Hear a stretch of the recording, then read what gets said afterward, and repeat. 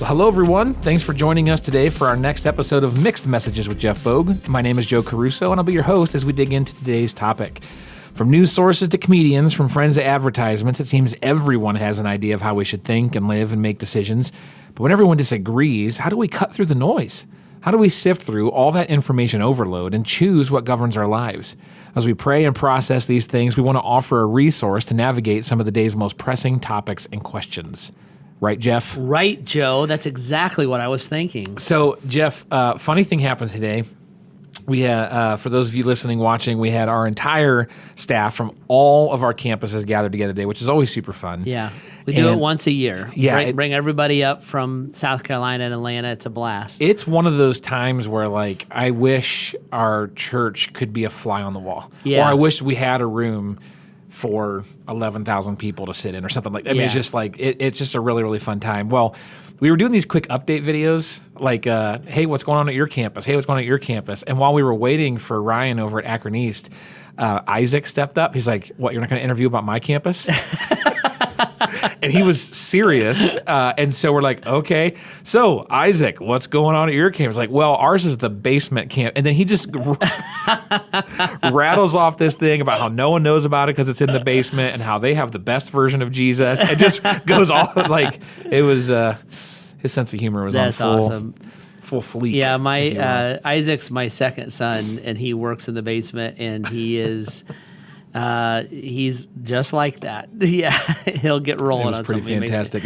I told him one time, I was like, if you didn't make me laugh, I probably would have killed you when you were a teenager. But he has a way of just, and he knew it too. He's like, all I gotta do is get Dad to laugh, I'll be okay. So it's a good self-defense mechanism for him. It is. It worked for him for sure. Yeah. Well, today we have a question. The things Isaac causes in your life. Yeah. No, I'm kidding. But today we actually have gotten, Jeff, we've gotten a few different submissions kind of hovering around this topic. Yeah. And so the general question is, when it comes to anxiety and mental health, and of course lots of people have questions about that, but there's this stigma, this pressure, and then just this hanging question when it comes to anxiety and mental health. Am I just supposed to get over it and get on with my life? Like, how do we navigate that? Yeah, there's this. I think there's this balance between genuinely needing help, and then maybe the other side of the spectrum is developing grit in our life. And so, if you thought of that as two ends of a spectrum, sure. Usually the answers to a question like that are in there somewhere, right? So on that one end, there are 100% people who 100% struggle with mental health as a clinical condition. Sure. And they struggle with clinical depression, clinical anxiety. There are people who have survived trauma that is beyond imagination. Yes. And their ability to function, to be a healthy human being, a functional human being, is something that is difficult. Thank God. I think this is a gift from God. We live in a time when there is medicine, when there is a much greater understanding of mental health than there would have been, say, 40, 50 years ago. And there's help, therapy, et cetera, that genuinely can help stabilize someone, can help them be healthy, and to help them live a happy and productive life, so to say. So I think that is one end of the spectrum, and I think that end of the spectrum should not be ignored. Mm-hmm. I think as the Church of Jesus Christ, we should not think of that any differently than someone who is struggling with a cancer, with an ALS, with even an arthritis or something. Or whatever. Like it's a physical issue. Yes, it is. Yep. That needs medical attention. Mental health is not something that you should think of as a result of weakness. Mm-hmm. Sometimes it is a result of sickness. And so I just praise the Lord that we live in times like that, and know many, many friends who benefit, who would say, I feel healthy, I feel stable, and it's been a life-changing thing for me. So that's one end of the spectrum. The other end of the spectrum is the person who's like, I just cannot handle the fact that I have to work 4 hours at Dunkin' Donuts today. Sure. And so the other end of the spectrum is kind of a grit. Like, hey, we have to learn to carry a weight in life. Life is actually not supposed to be easy and happy 24/7. Yeah. That's an unreasonable expectation. And what I need to do is I need to learn to take a hit. I need to learn to carry weight. I need to learn to carry burden. And I need to learn to do that with joy. So if you were visualizing this, if you're watching, this is easy, but if you're visualizing it and you're listening, think of those as two ends of a spectrum. Then the answer is everywhere in between. Yeah. And it depends on the individual, and it depends on what we're talking about, right? So I'll give you some examples of this. When my mom and dad died, I experienced grief in a way and on a level that I had not experienced before. That caused anxiety. I was having an anxiety episodes, I'll call them. My heart's racing, my mind's racing. I can't stop it. I don't understand it. I can't pray it away. I can't stop it away. I can't will it away. That was leading me toward a depression. And I'm like, I could think, I was aware, but I couldn't change it.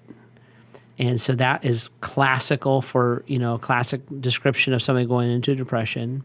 I went to my doctor. I described to her what I was going through. She said, I think these are your issues. I am willing to use medicine to help you. I said to her, I would like to try counseling first. She said, it was funny. She goes, okay, I'll make a deal with you. I'll give you 1 month on counseling. You have to make another appointment. If we're not making headway, then you have to let me help you a different way. I was like, deal, because life was not going well. I called my friend, Bishop Joey Johnson, who's a pastor, and I said, Joey, I need a pastor. I need, people come and sit and talk with you and I all the time. I'm like, I need somebody. So I went, and Joey immediately responded to me. We got together. He kind of diagnosed me. He's like, I think you're dealing with grief and you don't know how to deal with it. And he said, I have a thing called the Grief Recovery Workshop. It meets in like a group, and you should go through that. So I did. So I read the book and I went to the workshop, and I learned some things about grief. I learned some things about myself. I opened up to other people who guided me and helped me. And the Lord brought tremendous healing to my mental health in that it was like an 8-week program in that 8-week program. Yeah. Okay. Real quick, I don't know that was because of your parents. I think that's the same time that you brought me on. My guess is the I was right about that. The cause of your panic attacks was probably my fault. Multiple factors in my life, right? So I think in that spectrum, I would have been on the side that's closer to clinical. That's what I needed. I needed good counsel. I needed a right environment, and I needed good information, and that helped or healed my mental health in that way. That's an example of it's not all the way over. It might have needed to be, but I was able to find a solution, and then Bishop Johnson guided me to one, and it helped me. Right? That's one example. Now here's another example. One of my kids came to me and said, Dad, I signed up for a class. It's a 2-semester class. I didn't do well on the first semester. I want to drop it. And I looked at him and I said, you did not work hard at that class.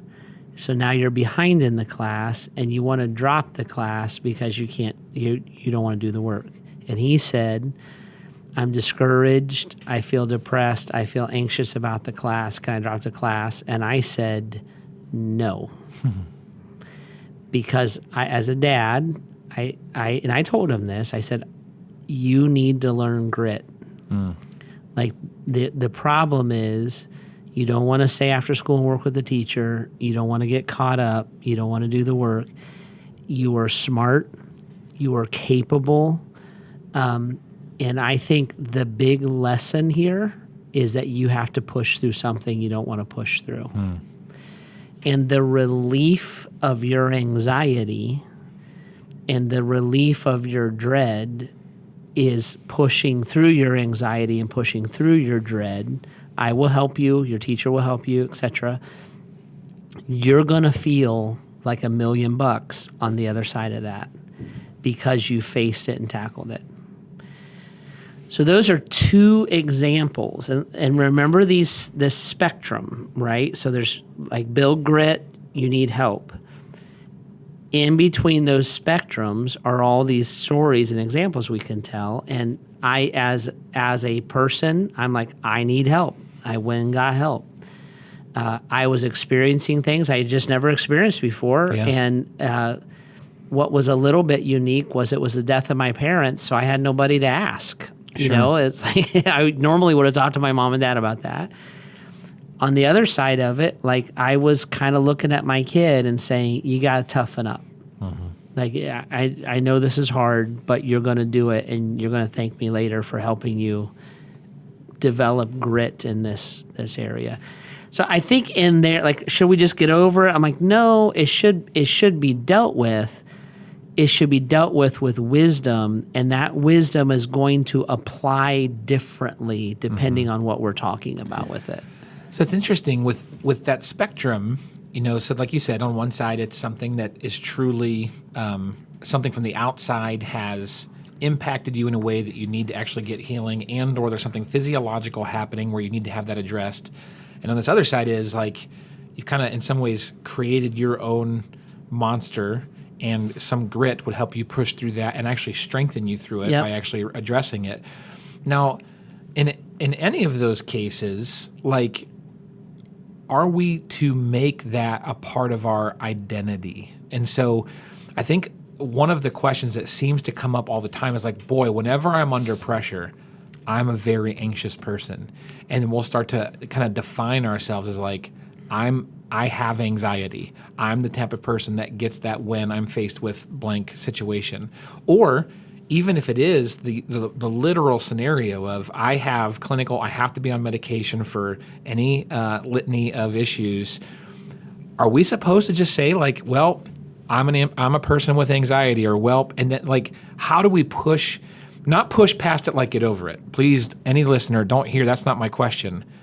How do we not allow that to absorb us and just become our identity? Yeah, having something and being something are very different things. So what I say, I am arthritis, I am cancer, or what I say, cancer stinks and I'm going to go to war with it. Yeah. So having something and being something are very, very different. So do you deal with it? I'm like, yes. Here's what happens, I think, sometimes, guys, is looking and saying, I have to face something that I'm unfamiliar with or is intimidating to me and it makes me anxious. I would be like, right. That's right. That's always going to happen. To everybody. That does not go away. That is life. The other way to view that is it's the same anxiety you feel right before you go over the top of a roller coaster. Sure. So that same feeling can be fun, but when we feel stressed or we don't want to face it, we'll say it's anxiety, and we'll use it as an excuse not to have grit. So you will never get married if you don't get through the butterflies of asking the girl out. Sure. You will never have a college degree if you don't get through the butterflies of being a freshman again. So we have to press through things, and The first time you do something, it's very terrifying.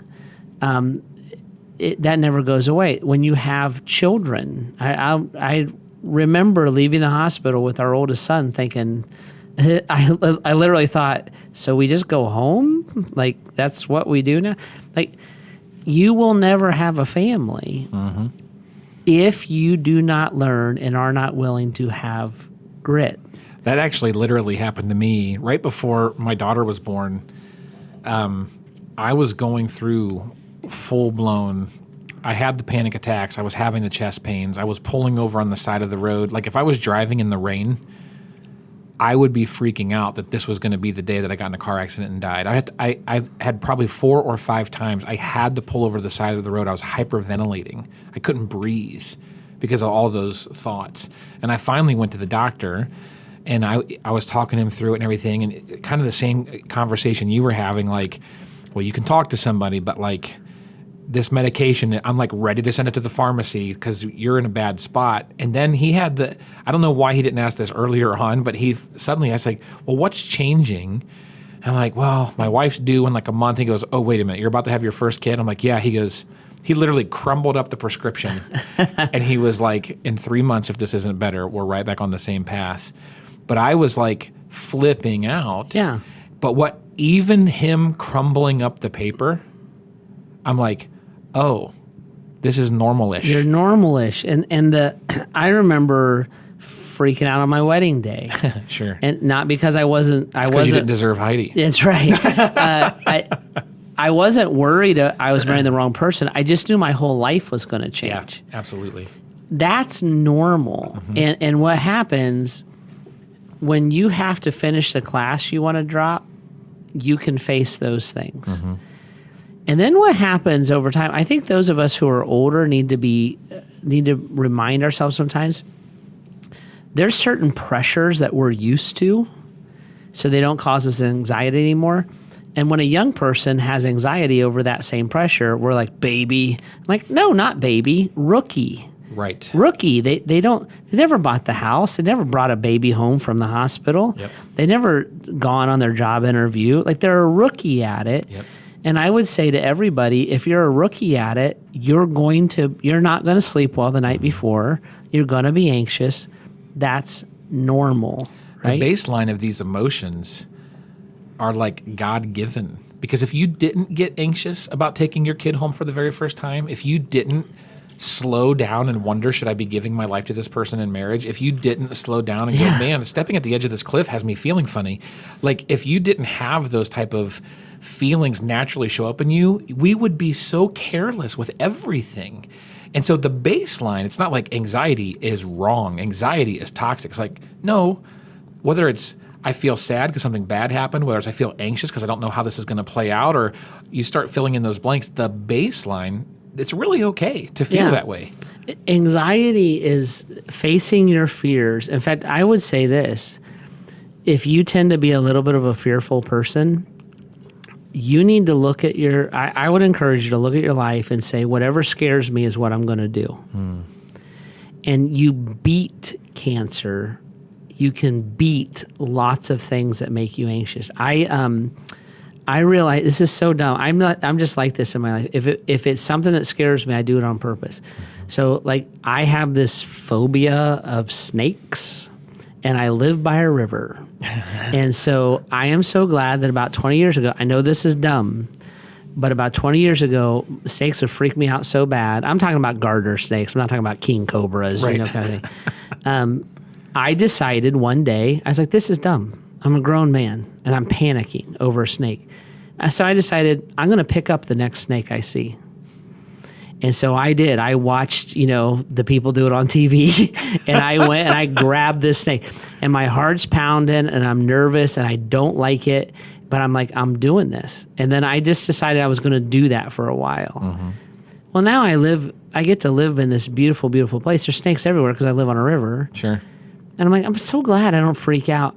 See, you're always grateful later, right? Now, depending on where you're at in that spectrum, it's important. Yep. You're beating anxiety. I do think you have to work up your muscles for it. Sure. That's why children are terrified, teenagers are nervous, adults are calculated. Like it doesn't go away, but we deal with it differently. I also think when you think about mental illness, I just had a conversation with a friend a little bit ago, and she has terrible OCD. And counseling and medicine have given her stability in her life. She's doing great. I'm like, praise God. Yep. Because she has a chemical, a wiring, her body is broken a little bit. And medicine has produced a solution Yep. to that. I don't discount that for a second. Not at all. I do think a lot of what we see as anxiety in particular is lack of grit and the lack of loving adults walking young people through acquiring it. And I do not think that, and I'm 52, I don't think I should look at a 15-year-old and say, why don't you get over yourself, dummy? I think Not at that's all, a yeah. jerk move. Yep. But I do think I can look at a 15-year-old and say, I'll go with you. Yeah. I'll go Yep. with you. So I know you're scared, but I'll go with you. In worst case scenario, I know what to do, Right. right? And that mentoring, parenting, in the spiritual world, we call it discipleship. That's often what's lacking, and it builds up grit, and that's why a person who's afraid of heights can bungee jump. Sure. It's because somewhere they climbed a ladder. Somewhere they got up in a tree. They just learned it. It doesn't mean their heart isn't thumping through their chest before they jump. Sure. It just meant that they wanted to, and this is what happens, guys, as you do that, you realize if you don't do it, you miss out on these amazing things in life. I'll give you an example. I'm afraid of heights. So my friends and Heidi and I, we went to these mountains, and beautiful, super high, like 10,000 feet up, like crazy high mountains. And my friend for my birthday was like, I'm paying for you to go paragliding. And I'm like, no, you're not. And he's like, you can pay. I'm the guy, we would ride the gondola up the mountain. I would hang on and kind of shake. Sure. Like I'm genuinely, like I get dizzy. Well, over the years, I've just faced that. Now I know better. I can't free climb the face of a rock. I'll pass out. Sure. Like, so I know my limits. I'm like, there's where I can push myself, is where I can't push myself. But my friend's like, we're doing it. And I looked at him because he knows I'm afraid of heights. I'm like, I'm in. He's like, what? I'm like, I'm in. And I said, we were all going to go. And I said, here's the deal. I go first. Please don't make me watch you do it. Please don't make me think about this. Strap me in, shut me up, and we'll just run off the side of the mountain. Yeah. And so that's what I was like, I got to get this over with. Well, that's one of the neatest experiences of my whole life. Yeah.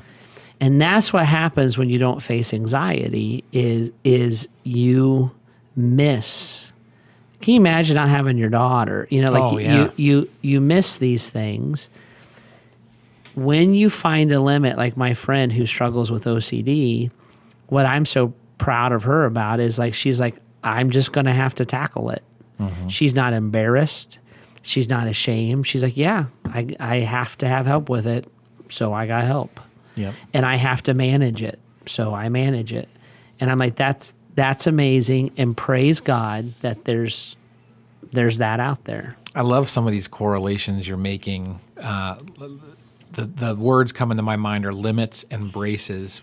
The braces because whenever we think about this stuff physically, it like all makes sense. Like if you have a bad knee, you slap a brace on. You put an ACE bandage around it. You do that. You're like, yeah, of course. And we wouldn't look at somebody and say, oh, you have a weak knee or you hurt your knee a while ago. It totally makes sense that you would put something around it so that it didn't stop you from doing some of the things that you wish you could do.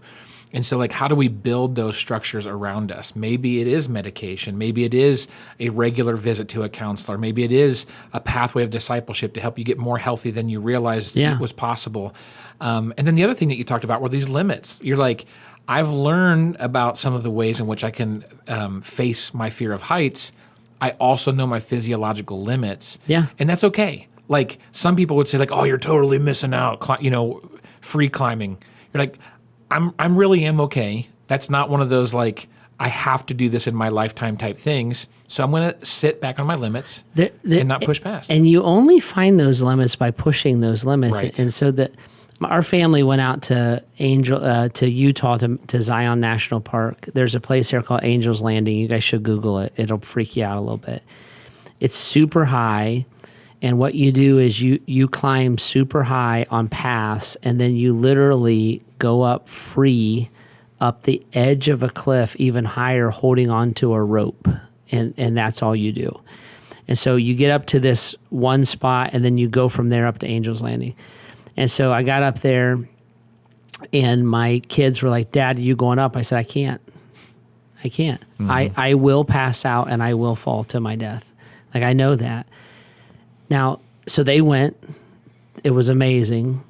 What I did was I found another spot that was high up, and I literally got on my belly, and I crawled to the edge and looked over because I can't stand up. Sure. I will pass out. I get vertigo and dizzy, and I'm like, it's okay. That's my limit. Mm-hmm. Now, I found another amazing thing that I didn't let fear stop me from doing. Sure. But I know I can't do that. Mm-hmm. Well, you only learn that by grit. Yep. And when I think that's it's a great way that you're saying it, Joe. Like, you may come up against a limit, and you're like, now I just need help. Mm-hmm.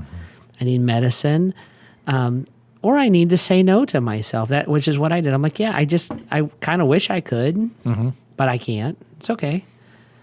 And I love that you went out and figured out to do a version of it with your family, as opposed to like, I'll just hang back at the hotel because I know that an hour drive later, an hour hike later, that I'm not going to like the one thing at the end. Yeah, I did 90% of it, which was all high and all kind of freaking me out. Sure. But I did 90% of it. I couldn't do that last part. I would have blacked out. Sure. That's what would have happened. But I think that's what I'm saying. And like parents helping your kids, and then like everybody doing this to yourself. Like, I'm going to make myself do things that scare me. You're not going to regret that. And when you find a physiological limitation, I will black out. I don't know why. Yep. I don't want to be. I'm not necessarily even scared. Mm-hmm. I am this way. Sure. When you find that physiological limitation, you're like, okay, well, there it is. Mm-hmm. I found the wall. Sure. You know?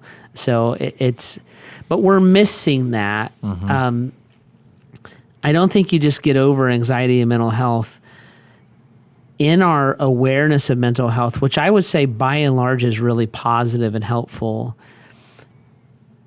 sometimes we're missing that the cure for mental health is to push into our limits. It's not just to be aware that we struggle with limits. And then I think what happens is there's times that we think anxiety and stress are the exception. I'm like, no, that's the rule. Mm-hmm.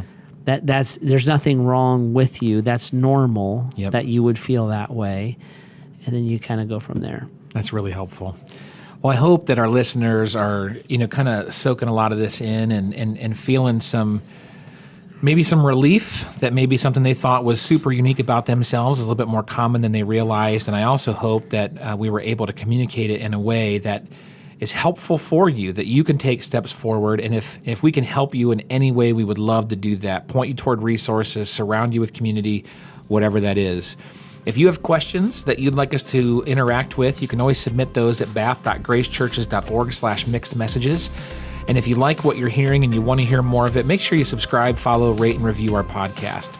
If you're looking for a place to connect with people who are also following Jesus, trying to figure all this out on how his life can impact ours, you can always join us on the weekend here at Grace, or even check us out online. Thank you very much for jumping in with us today as we continue to seek God's voice through all the mixed messages around us. See you next time.